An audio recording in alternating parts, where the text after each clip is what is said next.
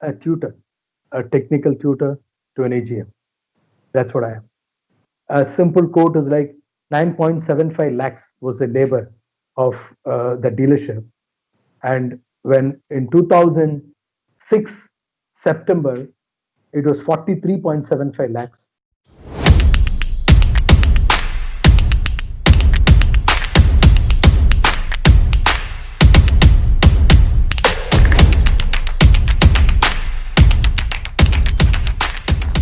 Hello everyone, welcome back to Rev Up with AR Pro. All of you know AR Pro is the world's largest network of professionals from the auto industry. And if you're not an AR Pro member yet, immediately go to our website autoretailpro.com given below and register yourself by clicking on the sign up form. Okay, so team, Rev Up. Rev Up is an initiative by AR Pro where we bring across the veterans from the auto industry. You know, all of us have had a very humble beginning and we have grown to what we are today. So, this is what RevUp is here for. So, every week on Sunday, 11 a.m., 12 p.m., we have a veteran from the auto industry who shares his life experience, his career story, how it all started, and how he has reached the position today, what he is. So, team, of course, I've already announced who the fantastic member is who is on Air Pro RevUp today. But before I go to him, let me just tell you about him. You know, many people, or I would say almost everyone at Volkswagen down South India, know him really well. The way he inspires people is something really amazing. So, team, let me introduce to you to guest today, Pro Harish Babu. So, Pro Harish Babu is AGM at Volkswagen, which is called Skoda Auto Volkswagen India Private Limited today. So, over to Pro. Welcome to Rev Pro Harish Babu. Thank you, Srikant. Namaste and good morning to you all. Thank you for giving me an opportunity like this. Uh, a great platform. Knowledge sharing is something which I always like. And probably uh, if there are a lot of people interested to know about me, I would be more than happy to share it, my experiences to you. Talking about as a career from a tutor, a technical tutor to an AGM. That's what I am. A lot of experiences on it. That that's amazing. In fact, we all, I mean, all of us know you as, the AGM of Volkswagen. But we would like to know today how it all started. Was it pre-decided to work in the auto industry, or it just happened by chance? How did it all start? How did that passion for automobiles come into you? Oh, that's wonderful. In fact, I can't say that I'm an auto enthusiast kind of thing, but I like most about the technicalities of an automobile. I did my project, an engineering project, an automobile. That was what in Ashok Leyland, way back in 1997. I had done a project for the Mark II model, and we had prepared the process planning chart for the factory. So the entire through the production line, the processes to be followed in the production line was designed by a team of us, the engineering graduates from the college for that matter.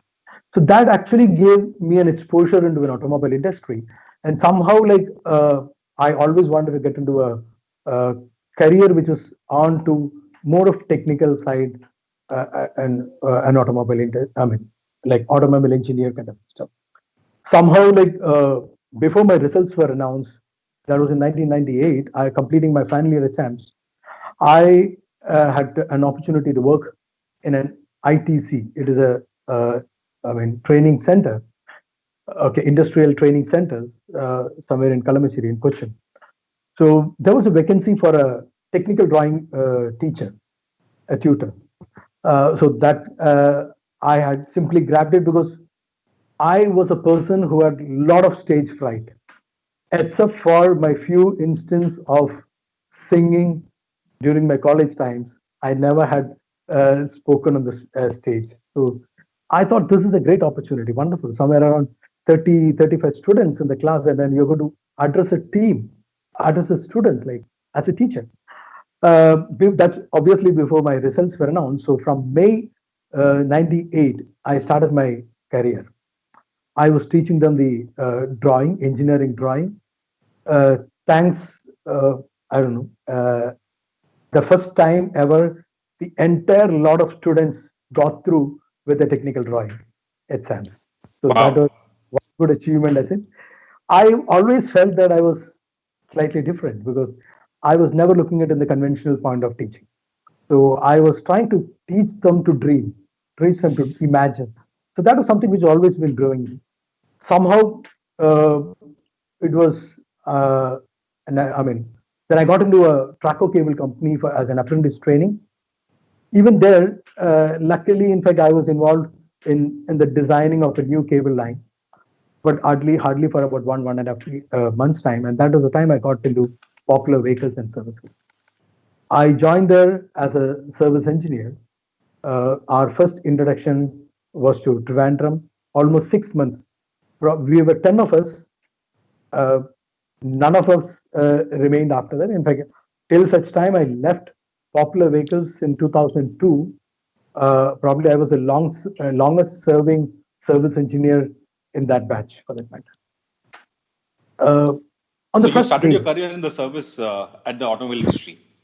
yes, yes, That's uh, interesting. that that was amazing actually.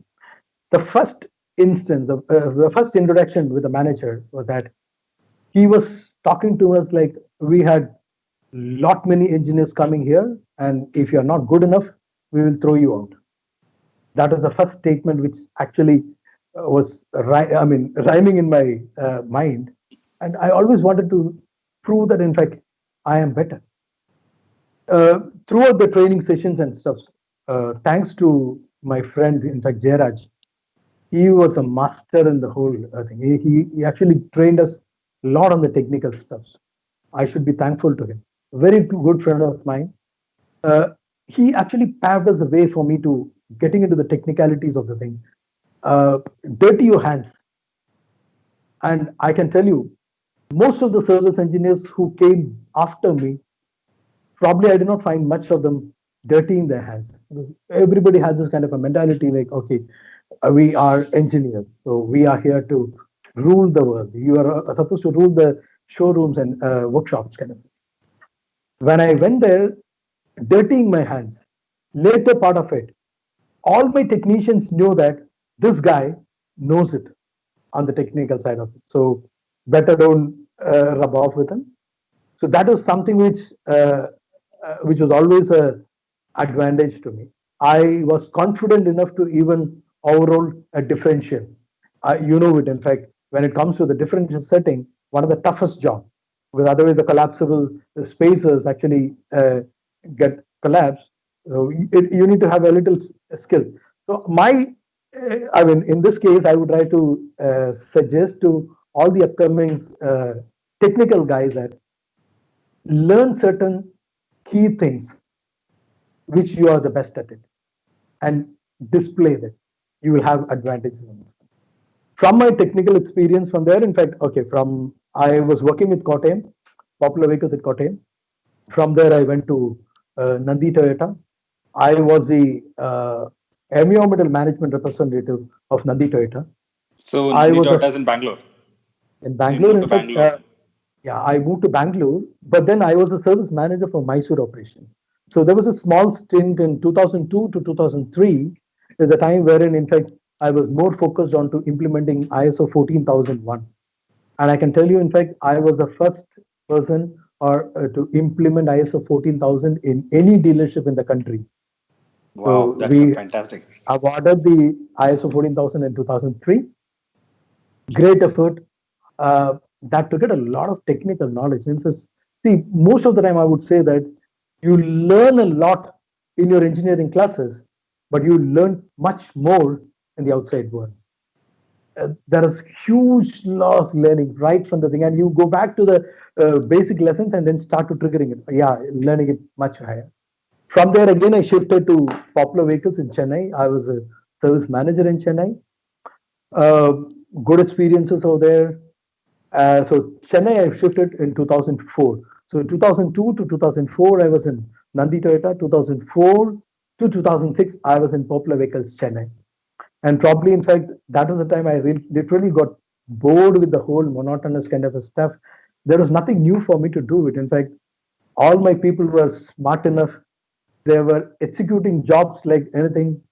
I uh, I would say that in fact from 2004 May 31st is when I landed in Chennai. Uh, a simple quote is like 9.75 lakhs was the labor of the dealership, and when in 2006 September it was 43.75 lakhs, and That's more than uh, four times. yeah, and then in 2006 October 18, I resigned, and 2006 October the labor was around 47 lakhs. They Okay. have gone even touched 1 crore labor also, or the years to come. So this is where I would say uh, I always believed in a quote of myself. In fact, I coined this quote: the time taken for an average person to change the system, or rather to change it in the negative side or stagnate the system, is the measure of success of the predecessor. Most of the time, what happens is new people come with small gimmicks, something goes flourishing, and the person who was behind that, who created the foundation, is always in the bloom. People forget it actually.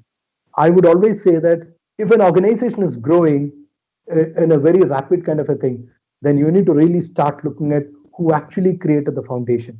Most of the brilliant companies across the world have seen these kind of brilliant founders, and that's what those companies are into right now. So this is something which I always believed, and I always coined this statement. It was all the service industry. I would say the salesman in me was formulated, or rather cultivated in the right way. A service guy, if you look at it, and we have discussed it quite a long time, Srikant, uh, a service guy actually offers solution to people. What does a sales guy does? Sales guy also offers a solution to the customers, but then he doesn't create an impression of giving a solution. He gives mobility solution to the people. He gives a safer solution to the people. But then lot many consultants, this is something which I always have felt, that people don't present it in a way that they are actually giving a solution. I would touch upon that on a later this thing, as my suggestions to the people actually. From there in 2006, as I said, I like literally bored. I come, sit, uh, move around, walk around. So management by walking around was the only thing. In fact, just move around and interact with people. From there is like I got a call from a friend of mine who was then working with Yamaha. He was telling there's a vacancy for a service guy in Mahindra. So why don't you go and approach? So I applied. Uh, Thanks to the great, one of the great mentors for me, Mrs. Selvam. Mrs. Selvam was the zonal head, and that was the time wherein Mahindra had gone for a personal and I mean, prospect channel. So I went for a service job as a service So this was with manager the OEM. to the OEM. So I actually went as a service engineer post. When attended the interview, came out. I mean, rather, in fact, Selvam asked me to just wait for some time outside. Then he came out to me. Half an hour to 45 minutes is what he brainwashed me to take up sales. Okay, so And then that set your pathway into sales. So till then yes, you have been completely into service, I was and this completely was into probably service. the turning. Yes, that was the turning point. So I should thank Selvam for that one. In fact, if not for Selvam identifying me as a potential sales guy, I wouldn't have been into the sales thing. And I now believe that a service guy, a technically sound guy, makes a better salesman. No offense to the other people. Now, I would tell you what is actually prompting me to believe it. When a customer comes for service, he talks about his complaints. He talks about the problem that he has faced. Have you ever noticed the consultant, what do you say, a service advisor explaining the work to the customer? He say that, sir, you had mentioned about these complaints. See, this bearing had a problem, or this had a problem. We replaced it. Now you drive it, sir. How do you find it? Great. The customer leaves the service center with utmost delight. He was facing a problem and then he got a solution to it. And this was one reason, right from my beginning of the sales career, I was always an advocate of baffing technique. We have discussed Srikanth. Everybody teaches about feature, advantage, and benefits, but then when you talk to a customer on that aspect, you always feel that, yeah, this is a feature. So yeah, everybody has got a feature, and one is this. But the moment you start addressing the problem in a baffing a feature in a baffing technique, you say that okay, a benefit. You talk about the problem that customer would have faced, and then tell him, sir, this is the reason for that problem, and in our vehicle you will not face that problem because we have got this feature. I can assure you guys, it will get registered in the customer's mind. You and me are always looking for solutions, and I would say adhere to these kind of things, you would be successful. So from Mahindra, yeah. So getting on the career, I just moved away It's okay. slightly. It's actually interesting to know about these things because this is something that we have always been probably communicating to the team, but we still don't find it in action in a lot of places. So Correct. even we have done a lot of mystery shopping, and I'm sure this is something that we always face. Many a times people still talk about the features one, two, three. These are the features, but that is available on a brochure. But probably this makes a big difference. Probably we'll come to that a little later after your life. Yes, yes. So from 2006 to 2009, I was in Mahindra. 2009, I had a very life-changing experience in my life. In fact, 2009, March 12th was the time I actually broke my back. I had a disc prolapse. Oh, okay. So I was bedridden almost for 1.5 months. I literally felt that I've lost it. I literally felt I'm a guy who doesn't want to take up defeat as a solution or an answer for that matter. But then this was the time I felt that literally I lost thing. I am not able to stand. I'm not able to stand up. 1.5 months I was actually working. I still worked. I was lying down on the bed. I was 1 week. I was in hospital in Salem. Came back to Chennai. That time I was in Chennai. I was on the bed, kept 2 3 pillows on my tummy, my laptop, my phone. I was working really hard. I really wanted to make company feel that Harish can still do it. So it was my quest to prove that bloody. In fact, even if I don't come to the office, I'm still there in action. Yeah, things were working. And somewhere during this time, like rejoined somewhere in May 1st of this thing, May 1st of 2009. But meantime, I had an opportunity, an interview call from Chevrolet. Uh, and as I said, in fact, I was literally a bedridden kind of a guy who can't really walk. So my first interview with Manish Rathore, he was the RM there, one of the finest human beings, finest bosses I've seen. Uh, so thanks that I've got, I had wonderful bosses. In fact, I should also mention about Mr. Andy Godfrey in my service time. Uh, One of the key uh, life-changing quote I learned from him, I experienced from him. I'll tell you that later. So this, I went there. My wife and my driver was actually holding me when I went for the interview. I was in my Okay. casual T-shirt with a, loose, I mean, your pajamas kind of stuff. Probably no other person would have attended an interview in that kind of a situation. I can tell you. My first interview with Manish was in all the most casual dress you can have. But somehow Manish was able to really identify the fire in me. Probably my second interview was with the director Says and Manish. Sumit Sawhney was obviously there, and that time they saw a different me. In fact, I was in my complete formals. So that was in the month of May, and then I joined Chevrolet in July. Almost for again 2 years, I was with Chevrolet, and that was the time I got an opening in uh, Volkswagen. All these brands, whatever I worked, I was really passionate about it. I was really loving all these models. So first thing I would say that you need to love them.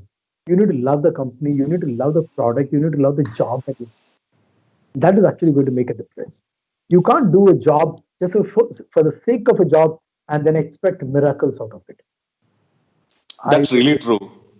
In I fact, in fact, I agree, truly agree with that because I still remember when I had my, selection and I just joined the Ford, Ford India, and I used to love those cars. Except, at that time, to be frank, I don't want to name the brand.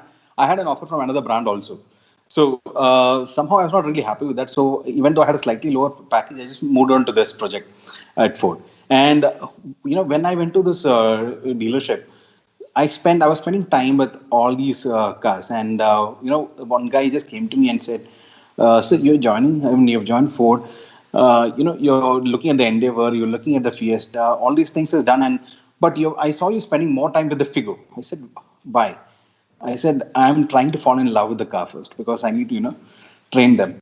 So Ford Figo was one car which I had, the previous generation was one car which I had slightly problem with. I mean, I was not really happy with the kind of design. I never used to like that earlier.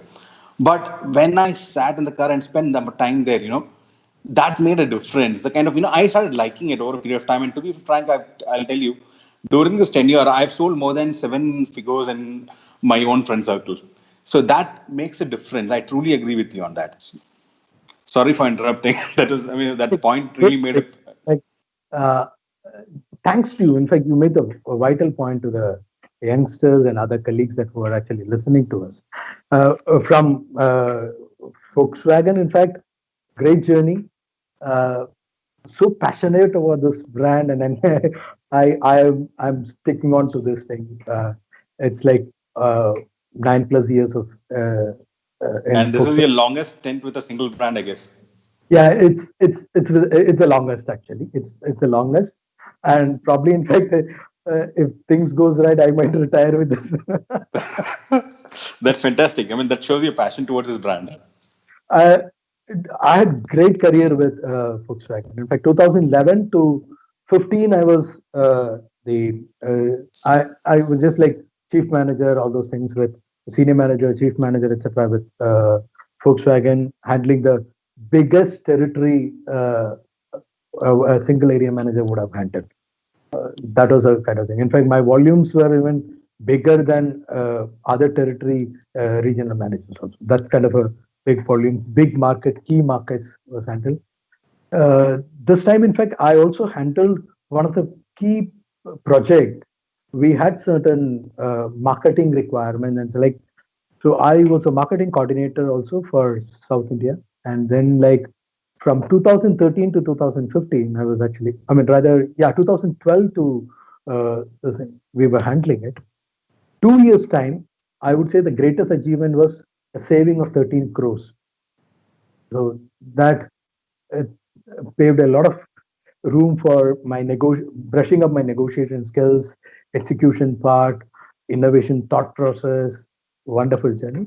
In 2015, I became the zonal head for Eastern Zone. So that was the time wherein Volkswagen also had 4 zones, and I was handling the biggest zone in the country with the least volume. So a big challenge, a lot of challenges from that market. Thank God, in fact, I was lucky to make a lot of difference, I believe. We were able to increase the market share. We were able to plot the highest retail number in that place, and wonderful experience. And you also would have heard, Srikant. In fact, Lot many people say that South Indian, North Indian divide. South Indians are more techy, knowledgeable, and North Indians speak too much, kind of a thing. So they don't go for all these rational discussions. I only wanted to prove that wrong. So I went there. In fact, uh, I was discussing with the team on the rationals part, how things could be done, interaction with the sales consultants and stuff. And I'm sure, in fact, my team also supported me a lot. We had path-breaking things happening actually. Very spirited competitions, very spirited energy levels. People were able to like eager to deliver kind of a thing. So we were able to do a lot of things there. And then again, I became the South India head, handling all the 5 states. So that was in 2017 to 2000. So 2017 May, I became the South India head again, the highest volume zone for the country. And then like in 2018, there was organizational rearrangement in the company, and then I had my personal reasons also. My son was into plus 2, so uh, something for family was important. So I got a special sanction. In fact, thanks to my bosses, so uh, they allowed me to operate in Kerala. In fact, and currently I handle only Kerala at this point of time. Happy with it. Maybe now my son is all settled, so if things go right, in fact, I'll move out for a And better. Kerala happens to be the largest market for Volkswagen One in of the India. largest market, Yeah. one of the largest market for folks. Okay. Yes. Okay. So it's a fantastic journey. You have started as a tutor and a ITC, and from there moved to service, and from there to sales. A big change. So that actually shows. I'm sure a lot of people who are watching us today are from the service industry. And guys, so this actually proves that you don't have to be stuck in one place for the entire lifetime. So it does not mean that I started my career in service, so I cannot move to sales. I cannot move to a different segment. That's totally absurd. So this is a pure example, that you have fantastic opportunities. It is up to you to move away and take them. So that's something really inspiring from Pro Harish Babu. So let's go ahead and find out more from him. So, Pro, so you have had a very long stint in the service as well as sales department in the auto industry. So, Mm. I would like to understand, what are the major difference you felt after coming from service to sales department? Sorry, yeah, from the service to sales department. Okay. See, all my service experience was with the dealership. Okay. There's a huge lot of difference in dealership and from the OEM kind of a thing. This is irrespective of the sales service kind of a thing. The reason is because in service, you don't need to tom-tom about your achievement. In fact, that's what I understood because I never tom-tom about my achievements because every time the billing happens, every time the number happens in the dealership, it's all registered. You can't just wipe it off, and then you own it. You and your team own it actually. So your team does it for you. So there is a totality drive that is happening. So that is a difference. But when it comes to a consultative position, that is, see, I would always say that an OEM position is more of consultative position. What are you actually consulting? You are actually consulting your biggest client, the dealer network, to perform, achieve their profitability, sustainability, uh, doing this business, delivering numbers with utmost customer satisfaction. You are actually behind the role. You are actually the coach. So huge lot of responsibilities, and at times you also need to say that okay, this is something which we have done. So that's kind of a dual role, a bigger responsibility you have. Uh, because you are actually playing with a lot many people's uh, image, actually the brand as an image. That's the only thing which I've felt. All from the sales and the service, it's all the same for me. That's I never felt that there is a huge difference. That's the reason I was telling Srikanth. Uh, I was always an advocate of BAFing, I said. So this is the reason. My approach towards a customer was his satisfaction by delivering the service deliverables or by delivering a car, uh, or helping my sales consultant to deliver a car, addressing his requirements. So to me, sales and service are two sides of the same coin. uh, Nothing much of a difference. One is more technical. A service guy will speak to you a lot of technical aspects of it. A sales guy may not talk too much technical, but then end of the day, it's all customer service. So to me, in fact, that is I what I. completely, I completely agree with you. In fact, this is something even I've been telling my people that little bit of technical knowledge will always support you in sales as well. So, in fact, I also had a slight background with the technical part in the service, and from there I moved on to sales. So that has helped me a lot and a lot of times. And being the technical or giving the technical support also to a customer in sales has made a lot of difference. I've seen that in my career, and probably this is something that all of us have been emphasizing to our team members also in the auto industry.